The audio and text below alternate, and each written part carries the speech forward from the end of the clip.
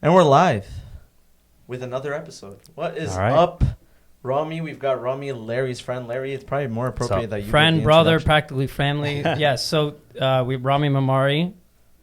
Just give us a little something about yourself. So I am 26 years old, and I'm a jeweler. I work with my dad. We have a business in Nanuet. So my dad actually started it back in 1987, and graduated from Montclair State University, entrepreneurship minor, major in business management, and just recently actually doing GIA. So that's the Diamond School, and yeah, that's pretty much it. I'm seeing so many of these TikTokers and so many of these like social media people walking around with those diamond testers. Do you know what I'm talking about? That little pen thing, and they're testing rappers' jewelry and diamonds to make sure whether they're real or not. Yeah. So that's like an actual device that you guys use, or is that like a? It is. It is now. Also because of the man-made diamonds and stuff too. It's a huge thing now. Like making sure what you're buying is real. Yeah, absolutely. So yeah, it's a huge part of the business. Are you a football guy? Yeah. Did you watch the Super Bowl? I did. Ooh, I did. What do you think? Who are you rooting for? Listen, you can't. Who are you? I'm curious both because I don't know either of you. Who are you rooting for first? Just FYI, if he can marry Tom Brady, he would. I really would. I really would. Tom Brady, if you're available. Well, he's willing to change his last name to Brady. Listen, you can't mess with greatness. I mean, when you have a track record of doing something so well for so long, you can't deny it. So I assume you were going for Brady. I'm a Brady fan. Awesome. And Larry's gonna hate right now. He's just gonna say Mahomes. No, the Steph Curry looking schmuck. I wasn't. Oh my God. And thank you so much. We've had 3 episodes and we're already canceled. Our demographics say 90% of our viewers are Chief fans. Well, okay. But no, yes, I was rooting for Brady because greatness, yeah. You can't doubt greatness. I mean, listen, Mahomes might be great in the future, but right now, he's the guy. He's the GOAT. But he's still young. He's got a full career ahead of him. Exactly. But this is for the conversation. Like, if you're gonna, this is like the guy that people are saying that's gonna be the next quote unquote GOAT, right? So when you have the GOAT against someone who's people are trying to hype up to be the GOAT eventually, right? That matchup matters because when you beat the guy that people are saying is better than you, right? You gotta put a statement on it, and that's it. And that conversation is gonna be dead in the future because when you lose twice against the guy you're being compared against, like there's no conversation. Right. I do wish it was a little bit of a better game because it wasn't exciting. Yeah, terrible game. It wasn't exciting at all. Awful lot of flags. A lot of flags, right? Yeah, especially for the Chiefs. Seems like somebody got paid or something. When your team's not in the Super Bowl, you definitely just want a good game. Yeah. And the storyline helped it, but yeah, it was it just died out at the end, you know. But Brady is the GOAT. I'm a Brady fan. I'm glad we've addressed this at the beginning of the episode. That means the rest of the episode is going to be great while Larry's just upset in his corner. Do you have a specific football team that you're into, or? I just watched the playoffs. How about you, Rami? I like the Giants. The Giants? Yeah, Giants fan. Interesting. A Giants fan rooting for Brady. I didn't think. Well, because when he already beat him twice, right? So, like, the more this guy gets put up, it's actually better for the Giants. I love how every Giants fan always brings up the 2 times that. Whatever. I don't want to talk about it. Anyways, well, again, we don't doubt greatness. So I respect greatness wherever it is. Thank you. And I noticed you did say you went to MSU. Montclair. I went to MSU. How'd you like it? Loved it. And you said you studied entrepreneurship? I had a double minor in entrepreneurship and Arabic, actually. Interesting. Yeah, and then I had a major in business management. It was the school itself, very diverse. They're building it like crazy now. The entrepreneurship program's amazing. So had a great time there. I actually worked, throughout college and then did it at night classes. So. And I assume you worked with your dad at the jewelry shop? Yep. How is that like? Like, what's it like? First off, when did you start working? So I started working back when I was 20. Okay. I kind of freshman year, didn't really know what I wanted to do. Okay. Just, like every other kid in college, and I had the family business. So I just had always been in and out. And finally it was just starting to take it seriously. And life just kind of came together at that point, like freshman, sophomore year. And I realized that it was such a big opportunity that I had in front of me, and I needed to take it. So I got into it and started working. Now it's been almost, since I was 20, 6 years. Yeah. 6 years. So do you feel like it passed by quick? First off, you said you took it up. So you actually, this is a scenario where you're born into a family business and you actually are excited to take over. Yes. Very excited. Are you taking over? Or is the plan eventually to take over? So taking over is a very, I guess, territorial type of term to put it. Right. But yes, I'm very excited to maybe one day take charge, but I very much am excited to do it with my dad, Like, I know Larry's close, Lawrence is close with his dad, so, it's very much something I want to do for him, not just for myself, build a legacy, so. So, yeah, I was actually going to say, your story is very relatable to me because I was at a crossroads in your position. In my essence, I actually didn't enjoy his business at all. So I didn't want to go into that. I just didn't connect with it. I couldn't see myself doing it. Yeah. My question to you is because I think you and I both can relate to this, where when you're young, coming into the business, to your father's business, and, you have, I'm sure there's employees that have been there, for ages with your father, right? So how do you deal with the, fact that they've seen you when you were a kid and now you're in a position of I don't want to really say authority, but more respect, right? And how do you deal with that? Because for me, they've seen me when I was like a dumb kid. Right. Now that's take them seriously. Now they got to take me seriously. How do you deal with that? That's part of the problem, and it's about earning it.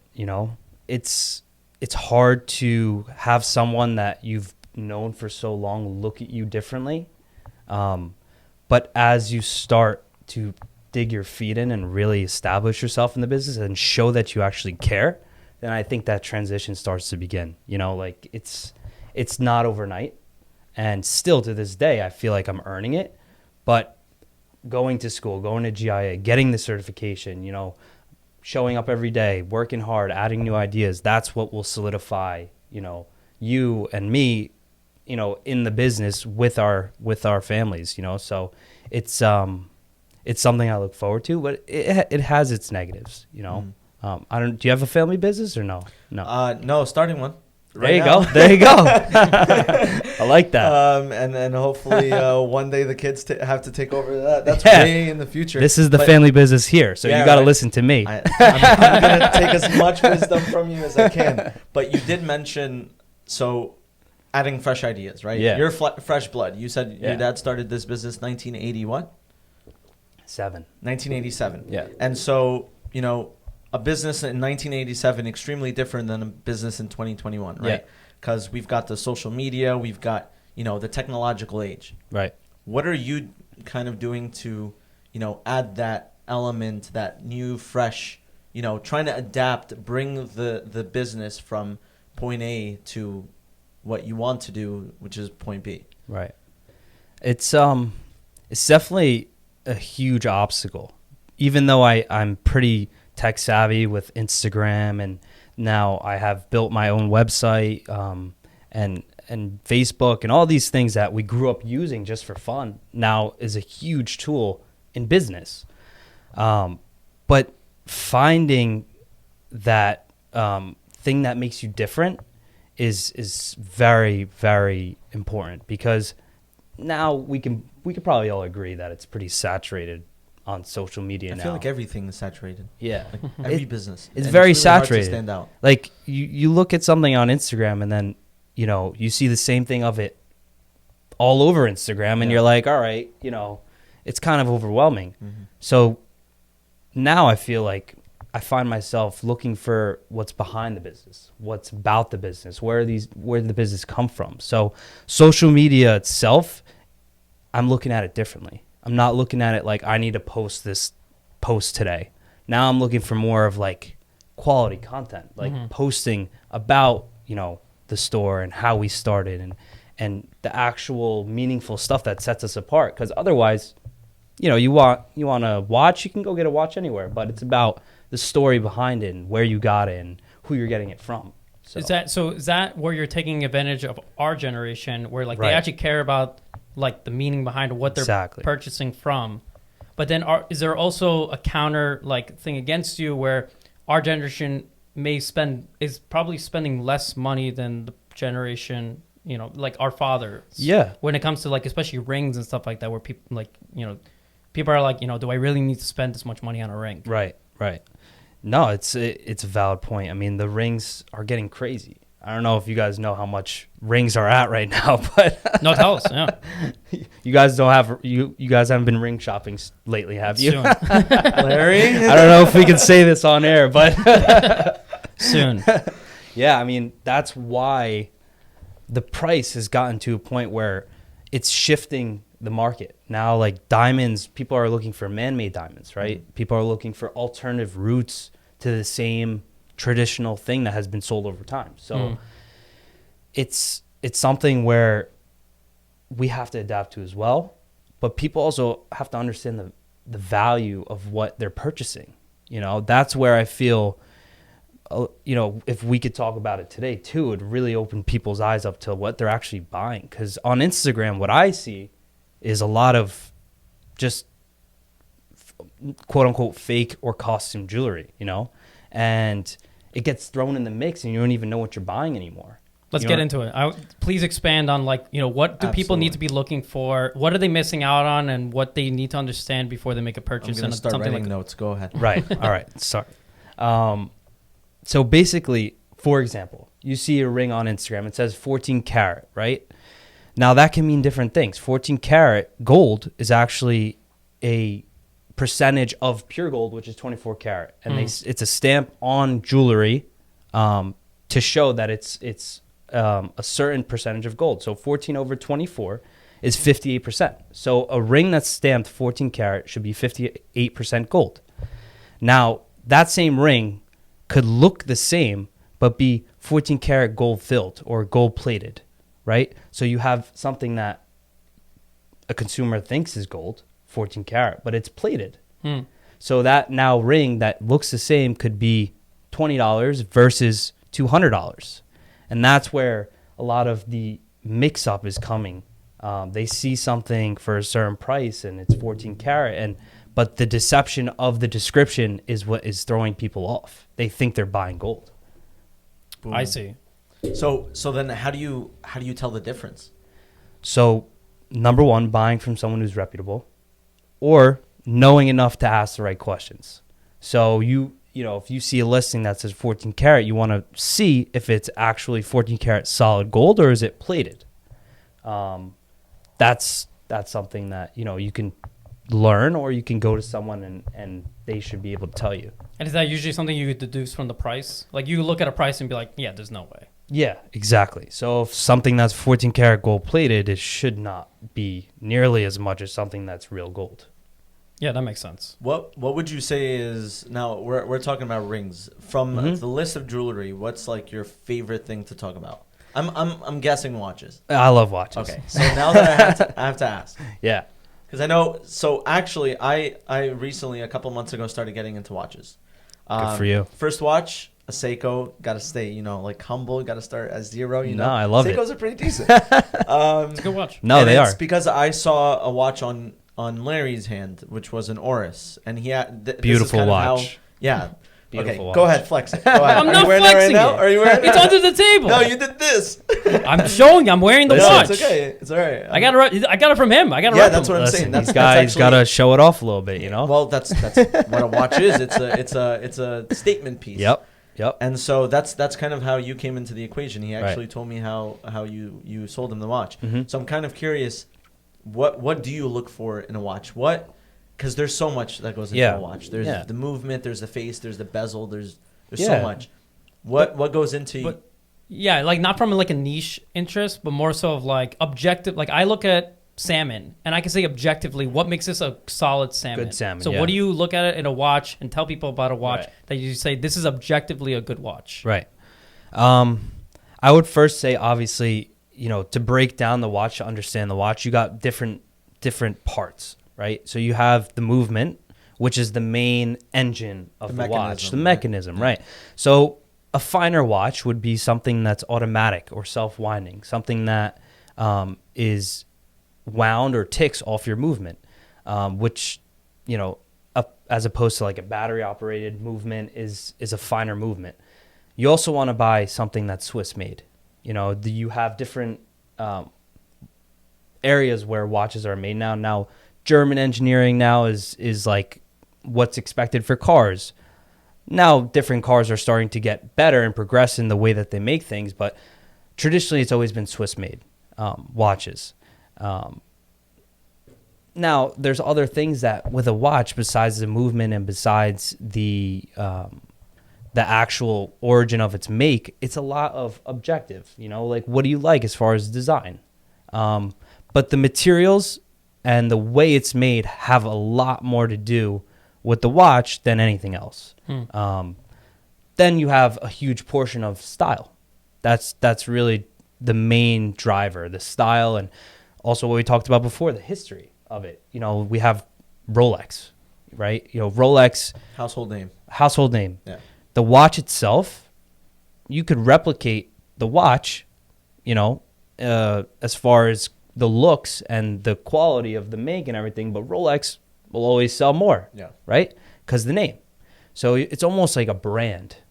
You're buying the name and the history and also like the intangibles.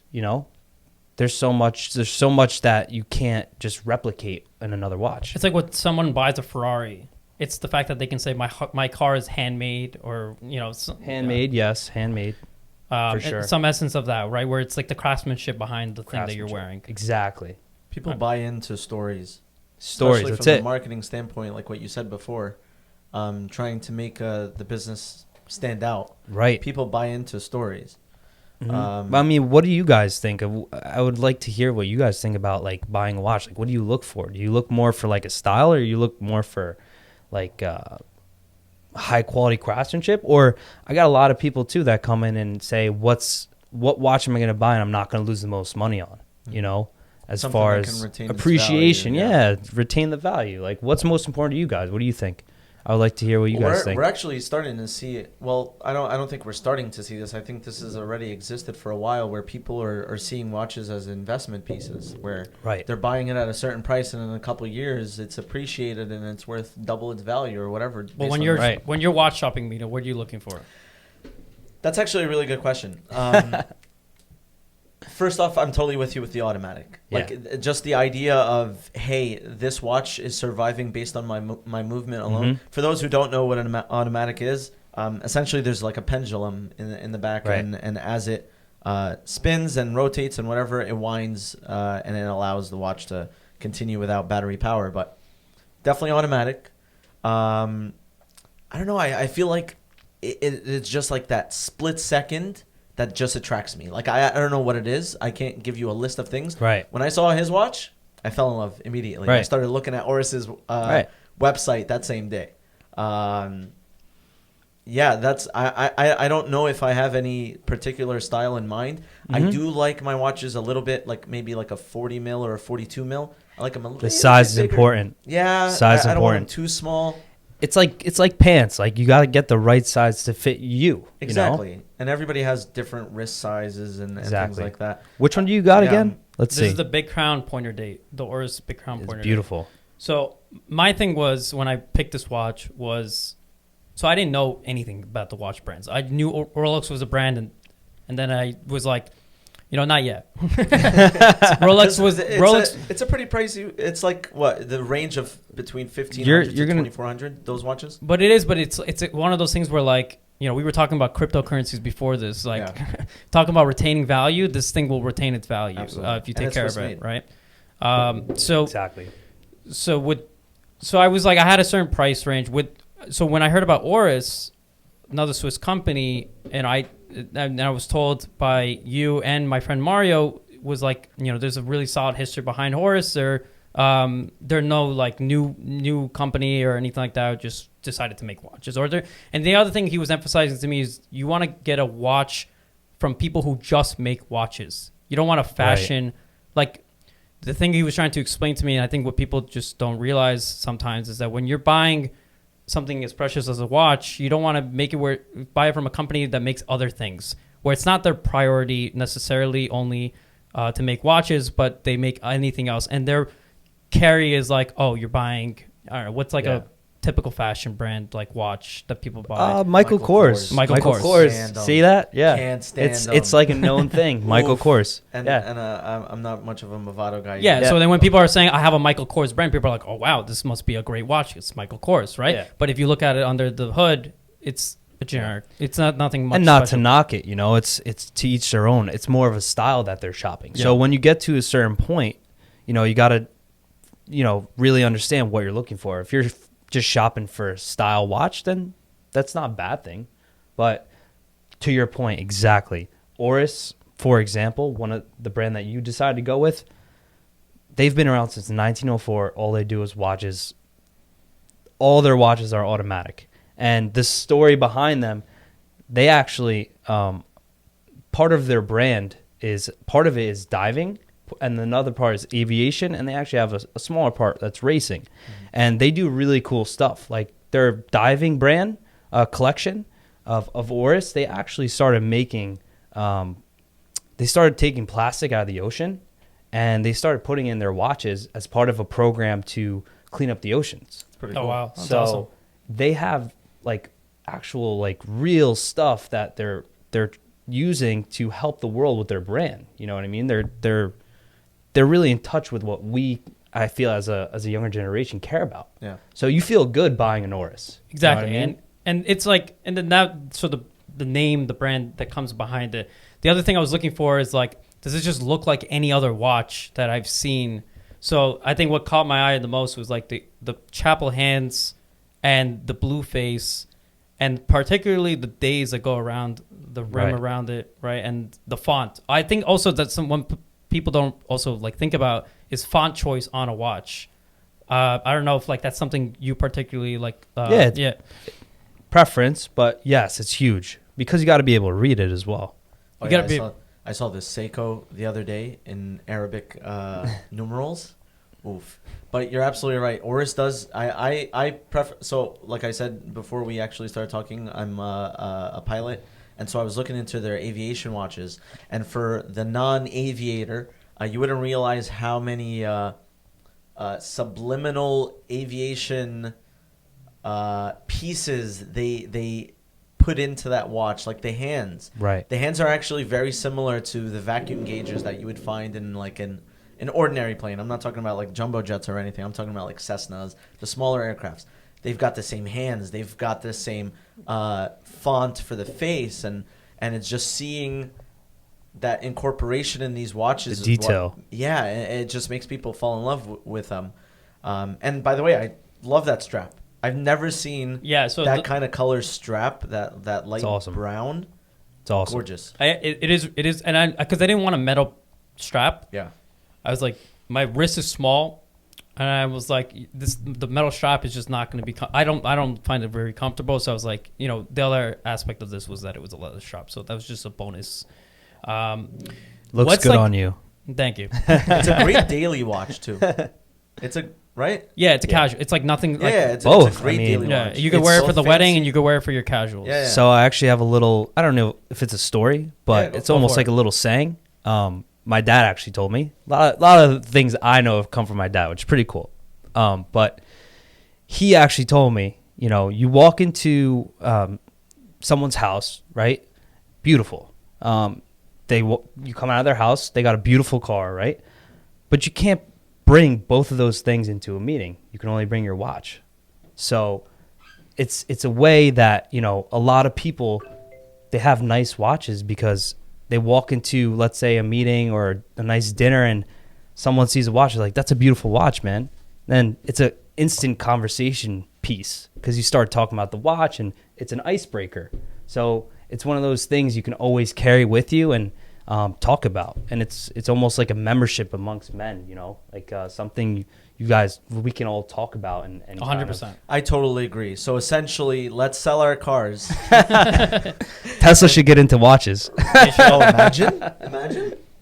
the watch game now has become more expensive to enter at the quality that people are wanting for. So talk about that. What's going on with the watch game? Like, what are you seeing, and what's some advice for someone that wants to get into it but they're not willing to shell out $10,000 for a watch? Right.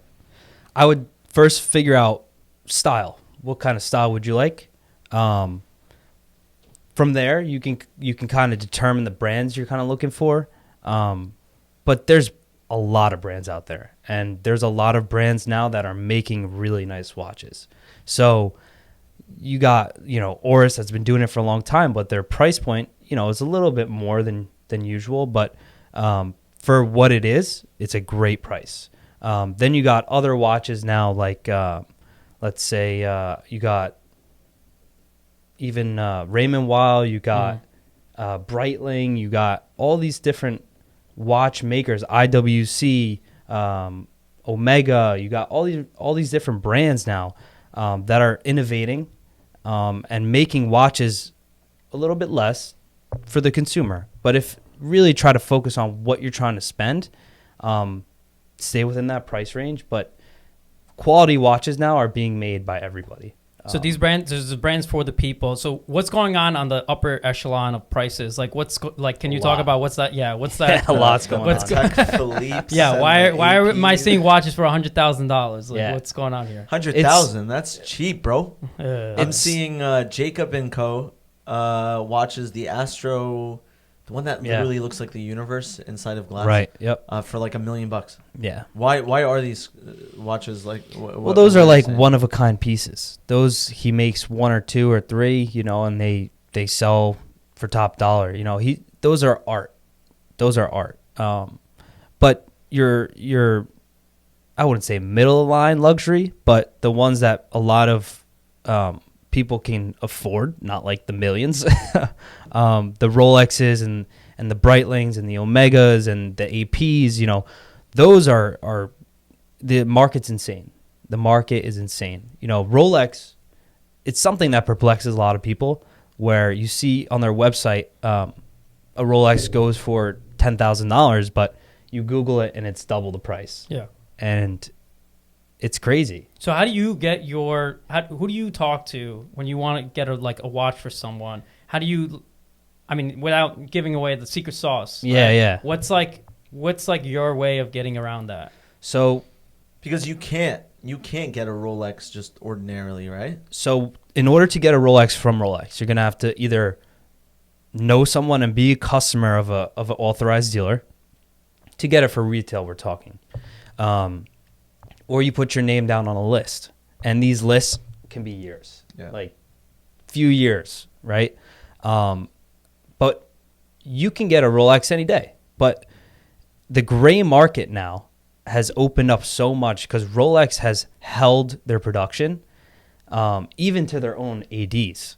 So if you carry Rolex, you might not even have the pieces that they make because they're not sending them to you. You know what I mean? And it makes sense, because why would they sell it retail when they can sell a gray market and make double the price? You know what I mean? So it's an artificial market that they made. The gray market now for Rolex is arguably more than, the regular retail that you could go buy from the store. This kind of sounds like I don't know whether it's Louis Vuitton or Louis Vuitton, or I remember somebody scolded me once because I can't tell the difference, but they like burn whatever doesn't sell at the end of the year to make sure that everything retains its value, or when the season's over, they ensure that everything that just not available, so that the prices stay where they are. Stay where they are, exactly. And that, I think you're right. I think Louis Vuitton or something like that. I've heard that. I've heard that. Something like that. Something like that. We'll get like a lawsuit of like this. We can bleep out that. Well, we're an LLC, so we just made it. We just made a Oh, claim. congratulations! Right? There you go. I'm curious though. What was your first watch? So my first watch was given to me again by my dad. The best watches are the ones that are given to you. Yep. Because So they come with a story, like literally out of the box. Exactly. 21 years old, I got a Breitling Crosswind. beautiful watch. And that watch is a couple $1,000s. And at 21, just starting the jewelry business, it was exciting. It was like really exciting. And dealing with watches, I fell in love with them. I mean, it's just like an all about it. Like girls and shoes, guys and watches. Yeah. So you can argue which one's more expensive of a hobby, but my first watch that I purchased for myself is actually this one. Okay. Which is the Rolex GMT Master 2, and it's the black ceramic. It's a little bit different than your average one because I switched the bracelet. It usually comes with an oyster bracelet, but I switched it to a Jubilee. So this one you won't find, stock anywhere. And they actually discontinued this model, the GMT black. They might bring it back because of course they do. Yeah, what attracted you to it? So what attracted me to it was the simplicity of the style, the black ceramic, the black dial, and the steel. I love that. That color scheme can go with anything. Sporty and dressy at the same time, but also you have your regular Submariner that looks very similar to this, but I loved the GMT dial. So the GMT dial is specific to, pilots, and it's got the 24-hour bezel, and it attracted me more. So I love the GMT. And now, people might know the GMT as the Pepsi or the Batman. Those are the most famous GMTs. Explain that, because you mentioned that before we started the podcast, and I didn't understand that. Did like Batman wear it? But it's the color scheme. Okay. So the color scheme of Batman traditionally could be either black and yellow or black and blue. So the Pepsi black and blue, the Batman black and blue is this version, and the bezel is half blue, half black. That's why they call it the Batman. Okay, now that makes sense. Yeah. And they actually make two versions, the Batman and the Bat Lady. And the Bat Lady is the most new version, which comes with the Jubilee. So you'll find this watch, black and blue, and it's called the Batwoman. Mm-hmm. The Batman is my watch with a different bracelet with the blue and black, with the stock bracelet, with the oyster. All right, before I start a corporate credit card, okay, and start putting it on maxing out credit cards and trying to get these watches. It's never a bad time to buy Rolex. I will say that. And I listen, I'll probably talk to you, later. It's gonna be my cigar. It's gonna be the thing that I always told everyone is that some people smoke cigars as like a celebration. Listen, my celebration is it's got to be something big. Okay, I'm not getting a job isn't enough. Go all in or I go home. I intentionally left my wallet in the car just so I wouldn't get. We take Zelle, Venmo, Cash App. Let's transition to no excuses. I want you to expand more about how your father started the business. So I kind of did some homework from my dad. Was like, listen, give me some juice, all right, so I can get some questions in. So he told me your dad had a stand before the store. What was that story like? Yeah, I mean it's a really exciting story actually. So he came from Syria with his family when he was 13, and they fled conflict, and it's your classic American dream story where as an immigrant they came and they had nothing, and my dad had started at even younger than me. He was around 19, 20 years old when he started in the business, and he had a small booth in the flea market. And the flea market back in Spring Valley, by Nanuet, where the store is now, up the highway was where he started in the flea market, and he had a small booth. And back then in the flea market, we didn't have any, online stores or anything. So the flea market was, you would go and you would shop one day and you would get all your things. And I hear so many stories about the flea market because there's still customers that come back today and say, oh, we used to, come see your dad in the flea market, whatever. So yeah, it's really cool.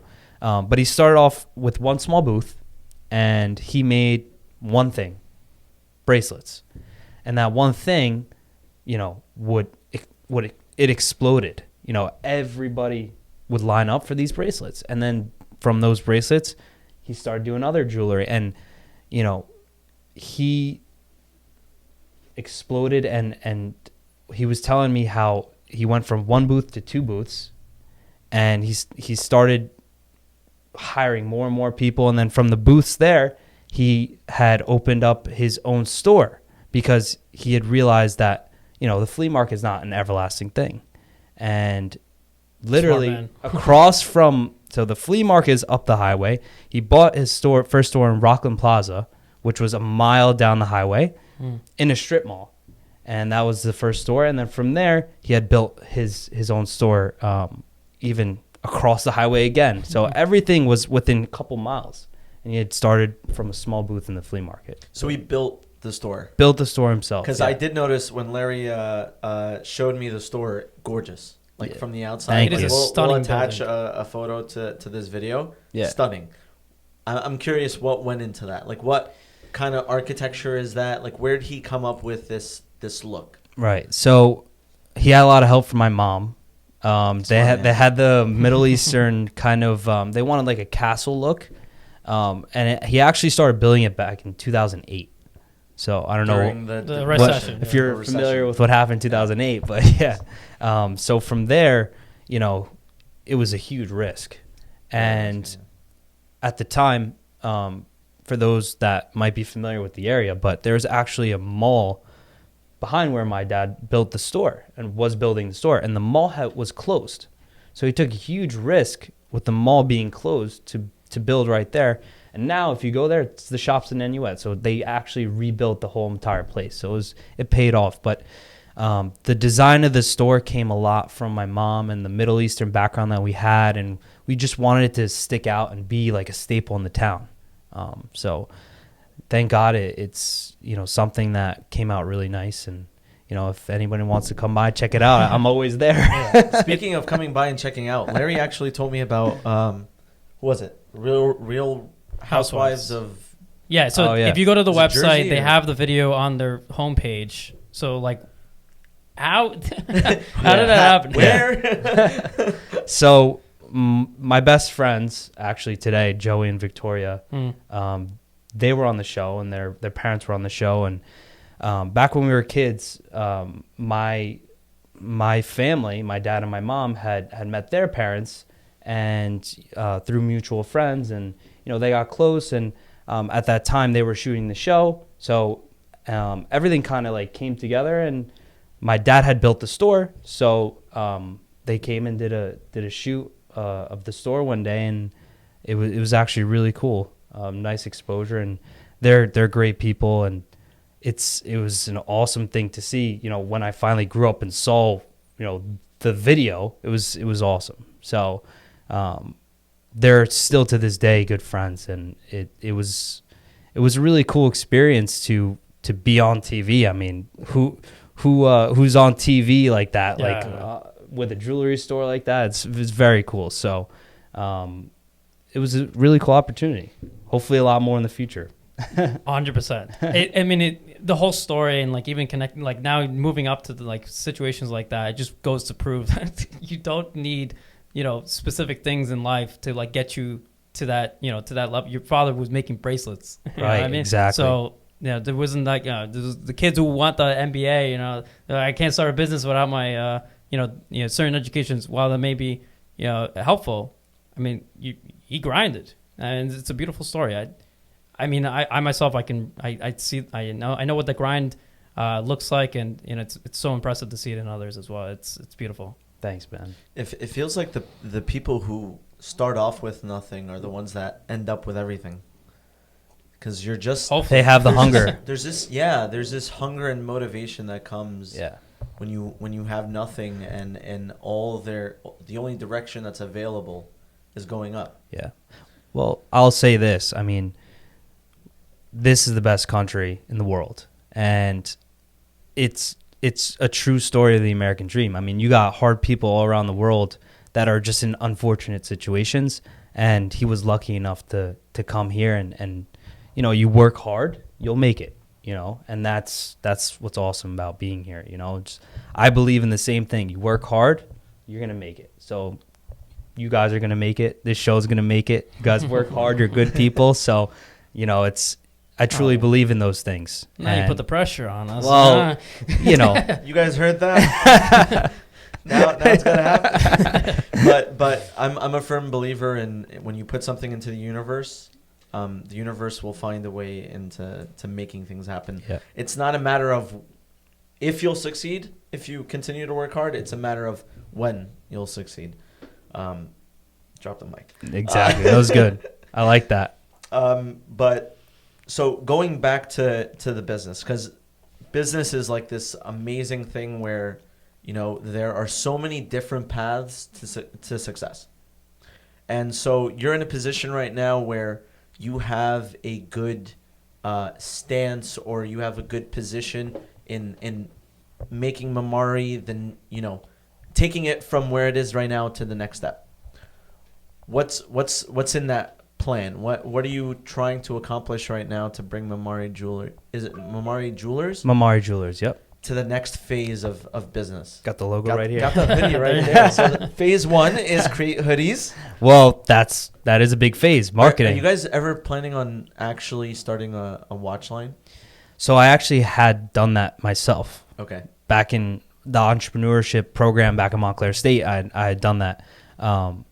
I'd done it with a couple friends. We got an order of like 500 watches, sold all of them. So it was a good project. But to start the watch, you know, collection, it's a lot of money. It's a lot of money. Ton of capital. Ton of capital. So we stopped that. I figured, let's just sell what we got in the store first, and then I could do that. You kind of worried me there. Yeah. Me and a friend are actually starting a watch company. Really? Yeah. I was actually telling Larry this like a week ago or something. I want you to shut his dreams down. Okay? No, dude. You're close. Let me know. We made a prototype like a week ago, and the whole basis is, like I said, aviation geek.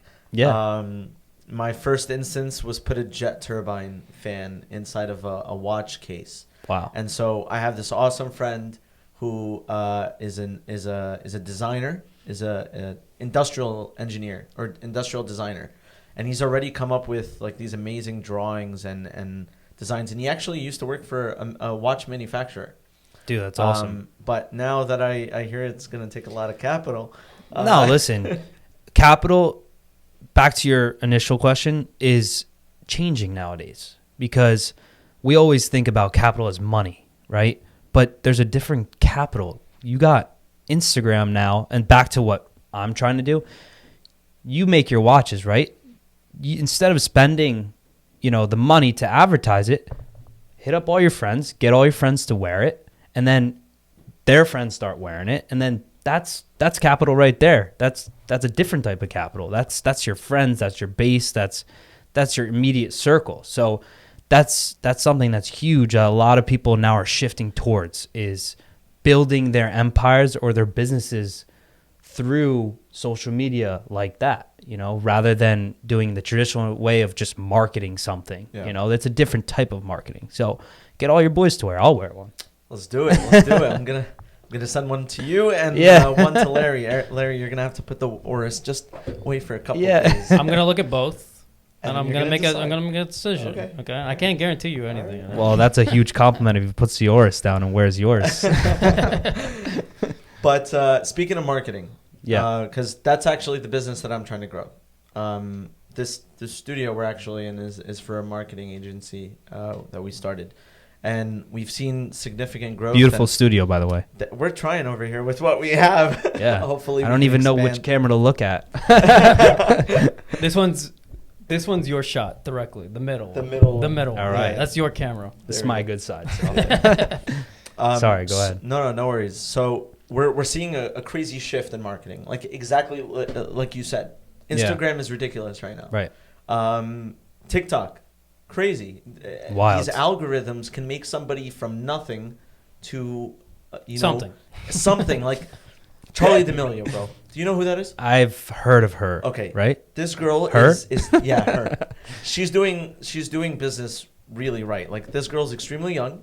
Became a TikTok star. She's got a ton of money now. She's extremely successful. She's branching out to other revenue streams because she's intelligent, right? Because eventually TikTok is one day going to plummet.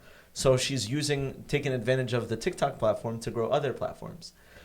And so we're starting to see a lot of YouTubers who are doing advertising and sponsorships and things like that. Have you ever like considered anything like that? Have you seen any success with anything like that? I have. Yeah. I mean, it's proven, right? I mean, all these people are gaining all these followers and making, a killing, right? They're doing well.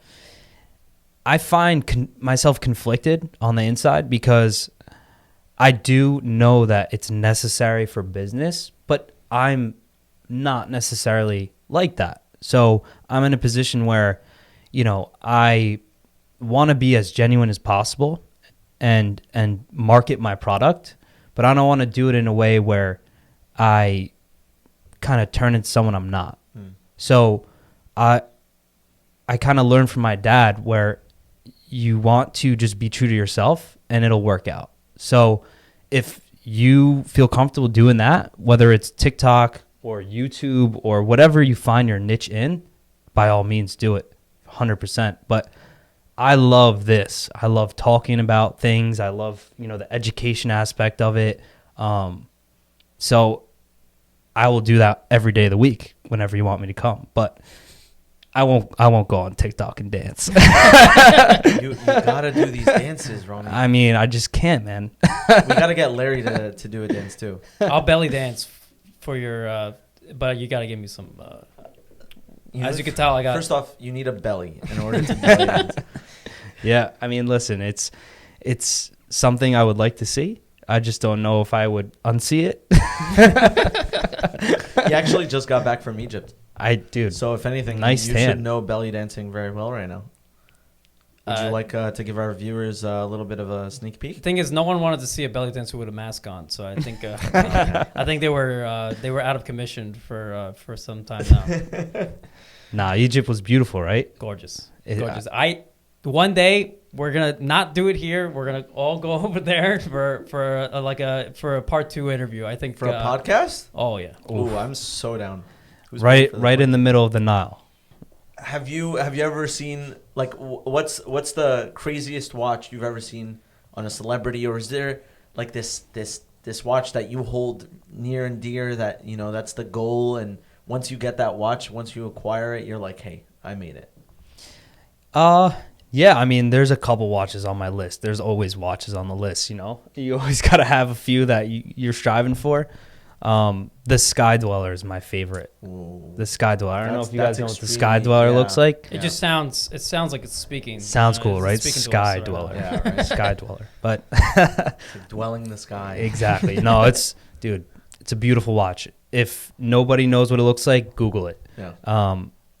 The color scheme that I would probably go for is like either a crisp white dial with all stainless steel. Casey knows, my girlfriend, that I want that for my wedding. So if she watches this, Casey, wrong. we need you to go to Mamari Jewelers to fund Rami's watch purchase. That's the problem. Who she go to for the watch for? She's got to talk to my that's dad. interesting because you're probably the one that's gonna offer the discount. Yeah, she's gonna have to pay double the price. Right. What? Before we cut off, you were about to ask something. No, continue. Okay, cool. I don't remember. I feel like that's the type of watch where you're like, hey, this is probably going to cost as much as the wedding. It's not that much, but it's a lot. What's the range? It's like close to the 20s. Oh, okay, that's not horrible. No, it's not I was horrible, expecting but like 50s. Yeah. I mean, not like most weddings cost 50. Yeah, I mean, I definitely got some $50,000 watches I'm looking at, but not looking at them to get them please soon. go to Mamari Jewelers. Fund. Yeah. I mean, the APs and stuff, solid gold APs and Pateks Philippe's, those watches are easily that. You know who? Okay, I know I said Larry actually got me into watches, but even before then, there was a slight interest over Mr. Wonderful from Shark Tank. You know who I'm talking about? Yeah, I know. Kevin O'Leary. Yeah. His red band. I don't know if you guys know about this, but red band. It's gotten he no matter what watch he wears, it's got a red band on it. Really? It's either alligator skin or leather. They make or it whatever. custom for him, like because he wants like a unique like flair to his watches. So when he wears it on a show, you'll notice it's always a red band when he's on the show. Yeah, so going off of that, he actually wore it for the pilot episode or like the first episode of Shark Tank, something like that, right? And then ever since that, because for some reason there was so much hype over it and so many people were commentating on it and things like that, the producers actually added in his contract with Shark Tank that he has to wear a watch with a red band. Marketing, man. Marketing, right? It's what it is. I totally agree. It's what it is. I mean, it's why is he wearing a red band? The fact that we're even talking about the red band is we just give free promotion. Yeah. See, listen, we got to get red bands or something here. Seriously. After all this talk in this episode, if we're not sponsored by at least like 5 companies, dude, we need to stop doing this. Definitely not by Louis Vuitton or Louis. I don't know. We have no idea. Yeah. Oh my god. No, but sorry. Go ahead. No. It's really interesting, right? I mean, psychologically, that's what you think about. It's the smallest thing, but you start to talk about it, and then it becomes a thing. It's really interesting. Was there ever a crazy instance where a watch really came in clutch for a conversation? Whether it's networking, whether it's, just getting your foot in a door for something? Always, dude. Always. I want to hear a story. Always. Or do you have a story off the top of your head? Or I have a couple stories, Let's hear it. So, I'll literally not be in work mode. I'm out. So we used to go to this place called Lavo. And Lavo is in the city. It's a restaurant / nightclub, and on Sunday night you show up 9:30 at night, and you have a nice dinner, and they have theme nights, and then the lights go down at 11, and it turns into a party. They take the cloth off the table, and you stand on the table, and you dance, and it's really, really. Yeah, party. What is that? Is that the thing that they used to have before the pandemic, or? Oh yeah. I don't remember those. I forget how to spell it sometimes, right? but I've been there. Right? And I'm in full party mode. And someone from across the room will come up to me and be like, dude, that's a nice watch. I'll be like, thank you. And then he'll be like, where you from? I mean, I'm from, Nanuet area. And, oh, dope. Like, what do you do? I'm a jeweler. Oh, sweet. I've been looking at watches like so-and-so.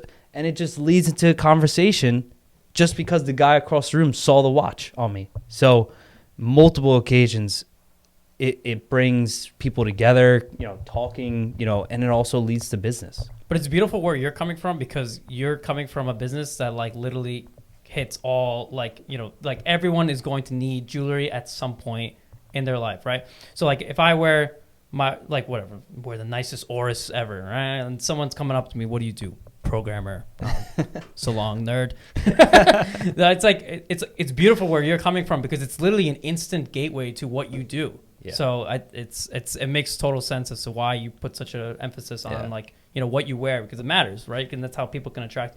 Who's gonna buy from a from a jeweler that's that's not dressing in style, right? Right. Exactly. You're only going to attract those who are watch people too, because nobody's going to notice the watch unless they're a watch person. Exactly. I mean, obviously, depending on how big it is, maybe a non-watch person will see something really shiny and be like, ooh, what is that? But exactly what Larry is saying.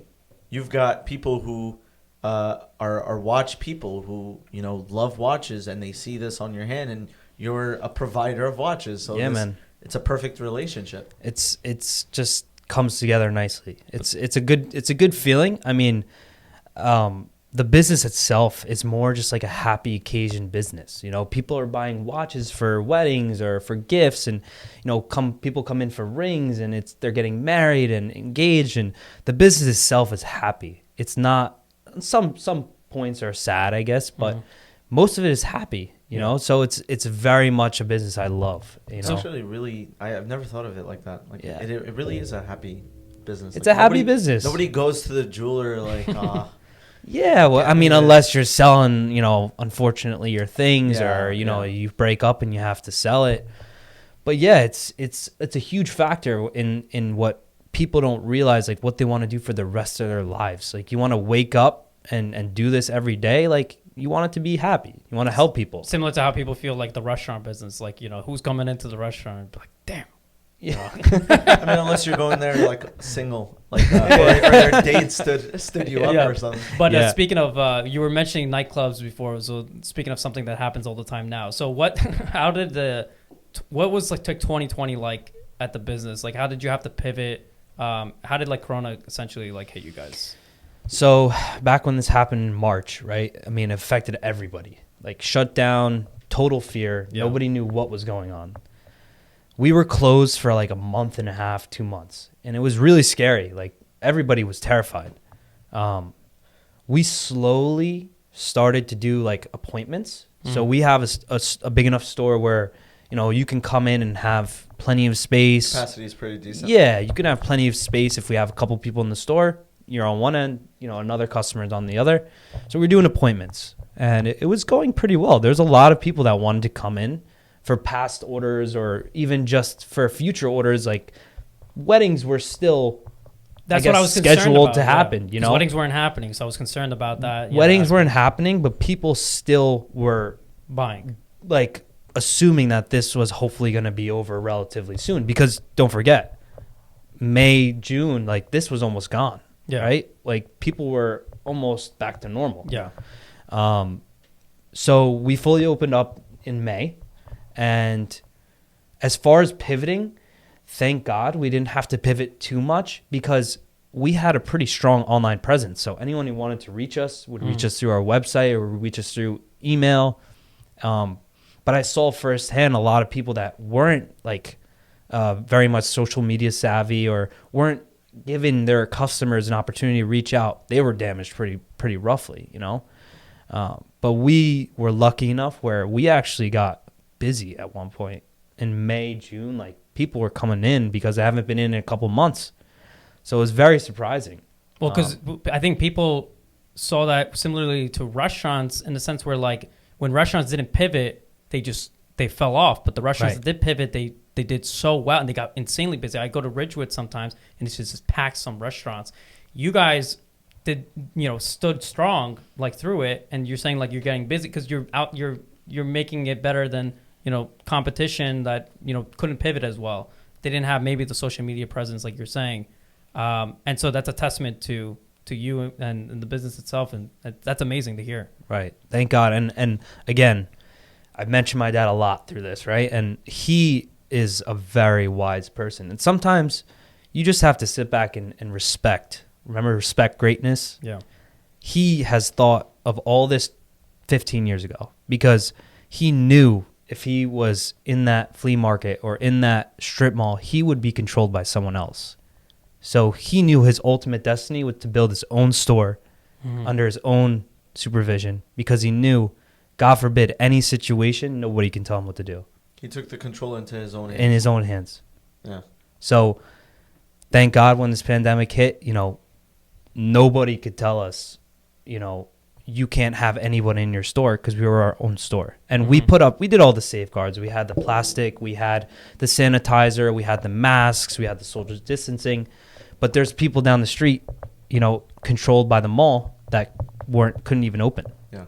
And So- I was going to literally tag along that. I've been in your store during the pandemic, and you guys are taking it very seriously. I even saw that you had a whole basket of masks that you're giving out to people. So you guys are taking it super seriously, and you're helping out anyone to make sure that it's all safe and you have to be safe, man. I mean, it doesn't hurt to be safe, and as long as everyone feels comfortable, then it doesn't hurt, you know.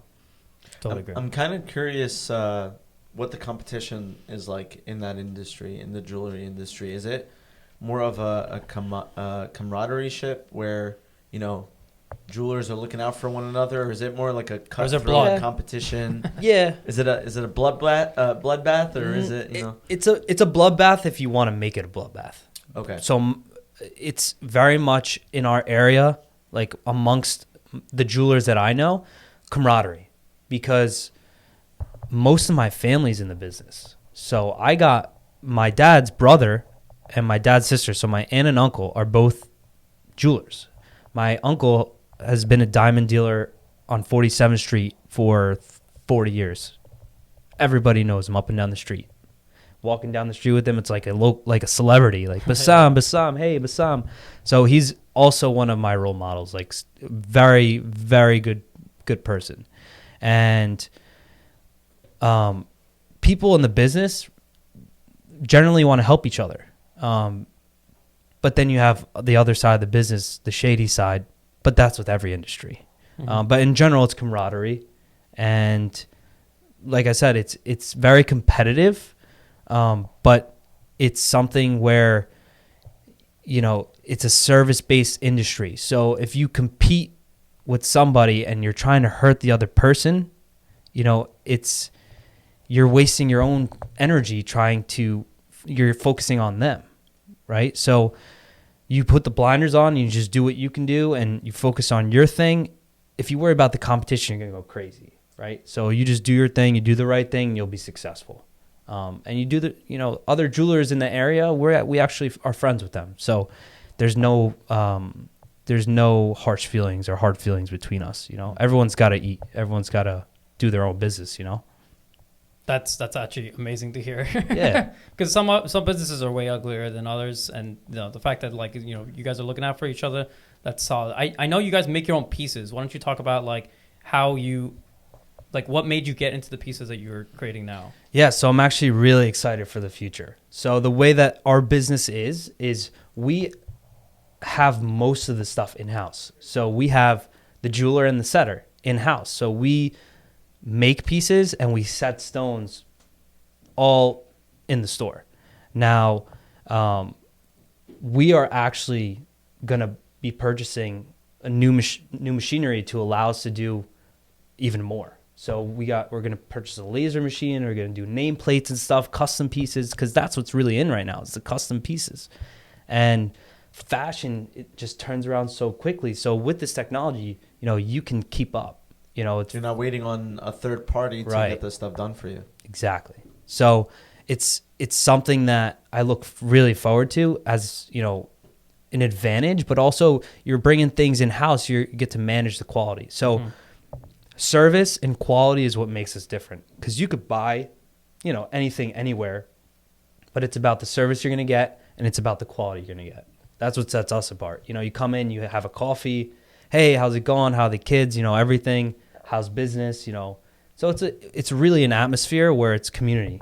You definitely like it's like the order is like, you know, the last thing you talk about when someone comes in. He comes in, he's like immediately he's like, you know, what do you need? You know, and how's your day and everything like that. Rami's always like a great like guy at the front door. So Thank you. But that's no, I mean it's the truth. The pieces are really interesting.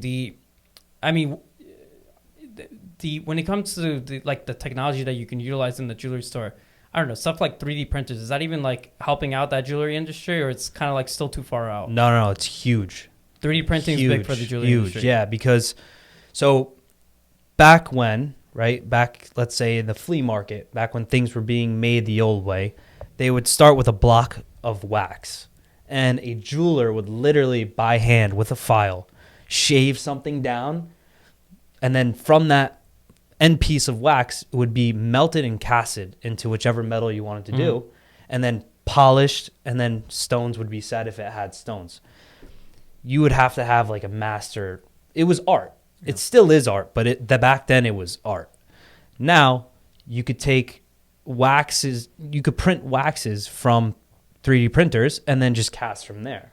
So now, you know, you kind of take that hand craftsmanship out with a cleaner finish. But the hand craftsmanship comes after the fact too, with the setting and the polishing. So that stuff is very. So it's not all made by like a machine. You're still having that, you know, you've got that you still need that human element to finish the product. But a lot of the stuff now can be 3D printed. Now there are certain techniques that work better than others for certain pieces. So I'll give you a couple examples. One, a ring, an engagement ring. You would probably want to 3D that ring because there's intricate designs and you need to factor in the sizes of the stones and the center diamond and all that stuff and the finger size. So a 3D would work perfectly in that scenario. But another scenario, if you want to do a custom nameplate for your girl, right? You would want to actually get a laser machine and cut that out of a gold plate so that it comes nice and crisp. If you cast that, it's not going to come out clean. You know, there's too many fine details in a plate, so it won't come out clean. So you're expanding your customization ability, and your final product is becoming more refined because of the technology that you're adding into. Exactly. That's cool. So is that the bottleneck of the business, the handcraftsmanship of of the jewelry? I think the bottleneck of the business 100% is is craftsmanship and quality and also the price. I mean, if you're getting something of quality and you feel like, you know, it's either too cheap to be real or it's either way too expensive to be fair, then you're probably getting screwed, you know. And we are very much transparent about what you're buying. You know, you're buying gold and you're buying it for a certain weight. There's a certain price for that piece. So if you need to feel comfortable where you're buying it, and from someone who is actually looking to make a relationship with you rather than just, you know, make a sale and then, you know, never see you again, which, you know, happens a lot, you know, other places, like shady places. So yeah. when your name's on the wall, you can't really screw around. It's a pretty good point. No? So it seems like you guys are going about your business with a lot of pride and dignity, which is something which is really good, because a lot of people, you know, don't prioritize that dignity, where they're like, hey, a buck is a buck. You know, whether I get it or not, how I get it, the means of getting it, all that matters is I get it.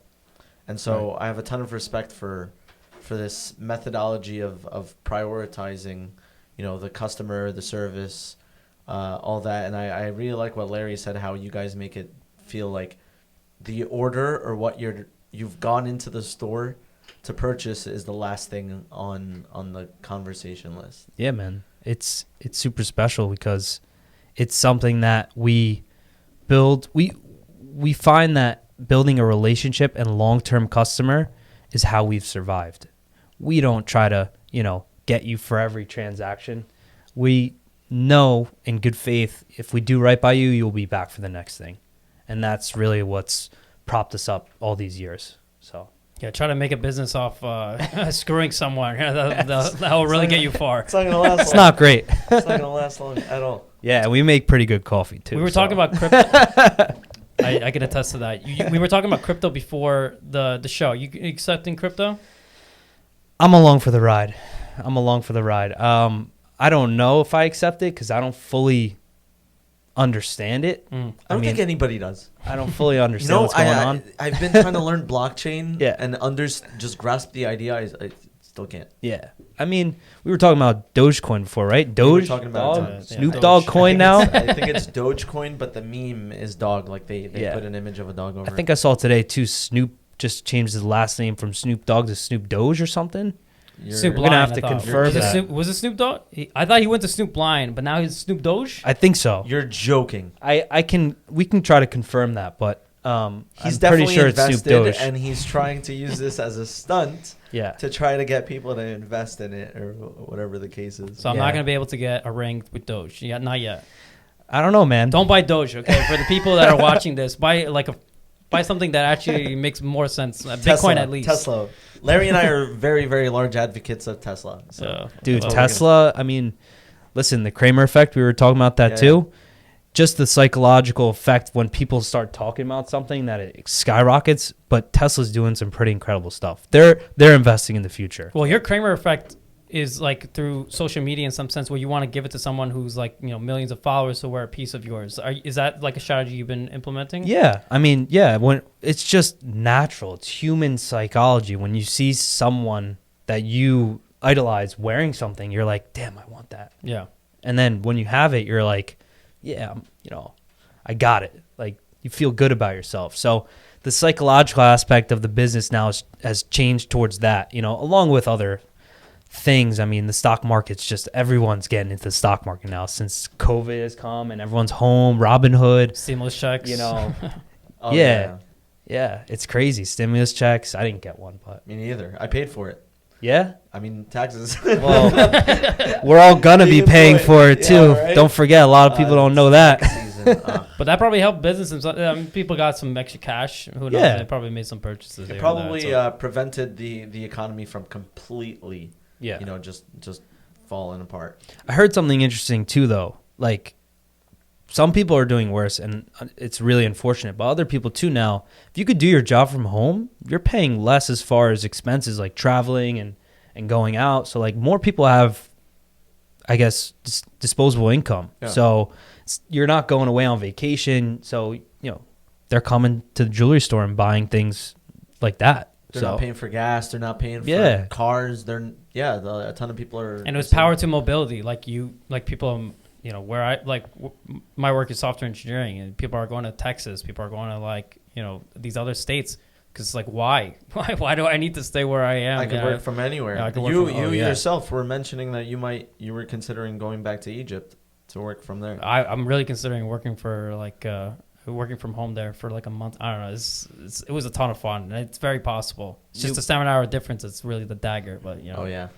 it's worth the sea view. Why not though? Why not? I mean, now is the time to kind of travel, but in a safe way. I mean, me and my friends are all talking about, how it sucks that we can't go away this summer, but we get to explore the U.S. Yeah. All these beautiful places in the U.S. we can travel to now. I mean, that we would probably never have gone to. Yeah. So everybody's so caught up with getting out of the U.S. that we forget to realize that, hey, there's a lot of beauty in this country. There's a Grand Canyon. There's the national parks. There's so much. A lot of really cool stuff, man. A lot of really cool. What's stuff. you're looking forward to?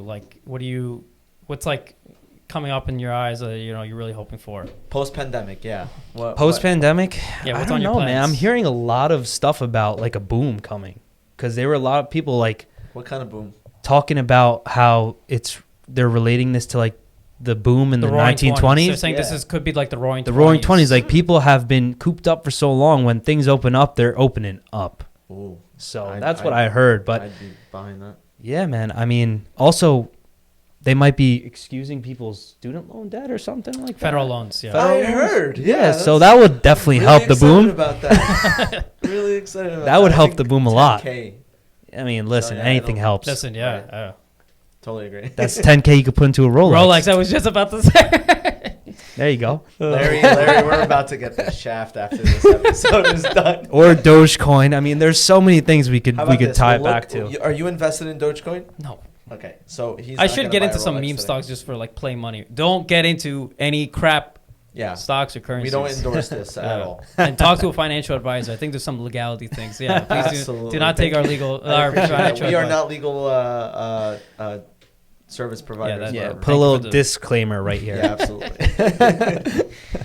But Rami, I've learned a ton from you. This was such a good conversation, Larry. I think this it deserves a part 2. I think. Yeah, man. This tops one. I think our episode so far. Not just from the content standpoint, but I mean for everybody watching, Larry and I, we're learning as this goes too. I mean, there's a lot that goes into being a good host. And I think we're great hosts. You guys are great hosts. We're trying. We're gonna put your quote on the social medias, quote from our. Yeah. That's our first review. There you go. Boom. Yeah. There you go. But thank you so much for having us on. Thank you guys for being on. What a closure. We learned a ton. Yeah. I'm like I said, we're trying over here. Nah, you guys are doing great because it's real. It's real stuff. You're being genuine. And we're also taking this, when we started this podcast, we took it as Larry and I are both extremely open-minded individuals, and we want to learn as much as possible. And we like to retain information. So, I mean, we've gotten a nice, scratch of the surface of your industry and a lot from you. And this is definitely not the only part. There will definitely be a part 2. Hopefully when the snow goes away. Yeah. That way we can find better parking. Better parking, exactly. What's how people can reach out to you? How can they find Mamary? Talk about how they can reach out to you. So you guys can easily find us on the website, the Instagram, MamariJewelers.com or at Mamari Jewelers, Instagram, Facebook, all that stuff. Come visit the store even. I mean, there's plenty of ways to reach us, via social media. You could always give me a call at the store. I'm usually always there. And, I'd love to help anyone looking for any type of jewelry, watches, rings, all that stuff, because I love doing it. I love helping people, again, find happy gifts for happy occasions. So. Do you have any deals that are going on that people can take advantage of? Promotions? Yeah, man, always deals. Always deals. That's what I love to hear. That's what I love to hear. And always especially deals. Going into jewelry, I love talking to a person instead of going on the website because now you're like, hey, you get to see the jewelry in person. You get to talk to the salesperson. negotiate because we're Egyptians. And Well, negotiating is a huge part of the business, I guess. that actually opens up another question. So, but tell us what promos are going on and deals do you have going on? So promos in general, like we have nice promos on watches all the time. 15% off. We carry Michelle, Oris, Raymond Weil, Movado, Bulova, Victorinox, Swiss Army, all those watch brands. We also carry a couple designer brands like Allure, Cheriol, and we have a ton of our own stuff too. So the promotions vary from time to time, but we'll always take care of whoever comes in. But there's also a really, really cool promotion for people who are getting married. We're giving a free ring with the purchase of a precious metal ring. So it's really cool when people, because guys don't really want to wear like a nice ring every day. But they got that free one that they could wear to the gym, and they have something nicer they could wear when they get married and stuff. That's amazing. That's genius. Yeah, it's really cool. Yeah. And lifetime warranties on both, which is pretty sweet. Can't beat that. Thanks again for being on. We really had a ton of fun. And for our listeners and our viewers, you guys know where to find us. We're on Spotify, we're on Google, we're on Apple, we're on YouTube. The Anomaly Talk podcast. We really hope you guys enjoyed this episode. Larry, say one more word and lead us out. Peace.